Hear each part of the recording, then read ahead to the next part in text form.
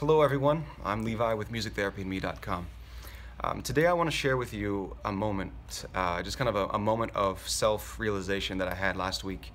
And I guess it's also known as an aha moment. Really just the light bulb went off on top of my head, so I felt compelled to share it with you because it's something that I think a lot of people can struggle with, and it's definitely something that not a lot of people tend to think about when considering working with children with autism.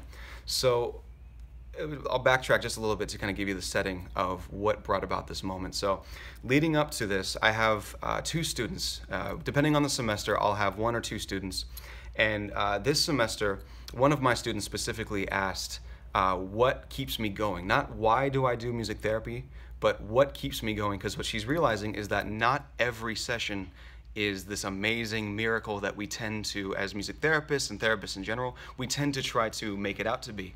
When talking about working with children with autism and working with children in general, it's a long and slow process that only people that live with it or work with those children on a daily basis really fully understand that it's not this amazing moment every time. The main progress and those miracle moments can happen sporadically, but the majority of the time, it's a arduous process. It can be frustrating too, because a lot of clients that I'll have can even regress to earlier stages in their development, and it makes it that much harder to get back to where we were.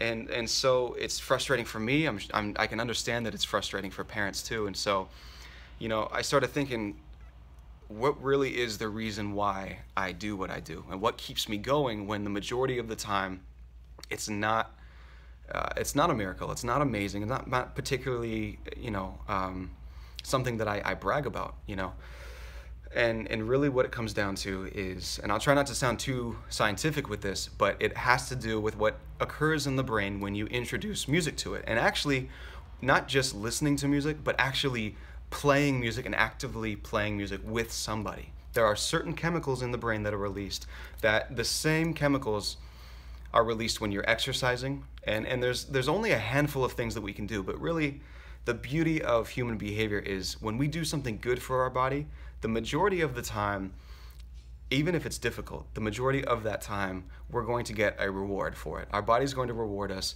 with positive neurochemicals. And so the same thing happens with music. And so if I'm having a stressful day outside of a session, in a session, if I'm feeling like, it's just one of those days where it's kind of just trudging along, where I'm feeling exhausted, and even right now, I feel like I look exhausted, what really keeps me going is the neurochemicals that are released when you're making music with somebody. So really, the same chemicals that are released for your child or for a client of mine, those endorphins, the dopamines, even the oxytocin. I know it sounds scientific, but really all it comes down to is there's a reason why the chemistry you see a band have, that's really just a chemical reaction that's occurring. The brain is lighting up. The entire brain is working.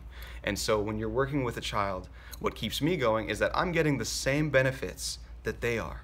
So really that's what it comes down to. It can sound selfish, but if not every day is amazing, that's really what keeps my eyes on the prize. And so I want to share that with you to help you and give you some encouragement on days when you're not feeling so hot, so special, and like, your child is not quite where you want him to be. And I just hope that you keep that in mind, that you're getting the same benefits. If you sit down and play music and do something musical with your child, you're going to get the same benefits that they are.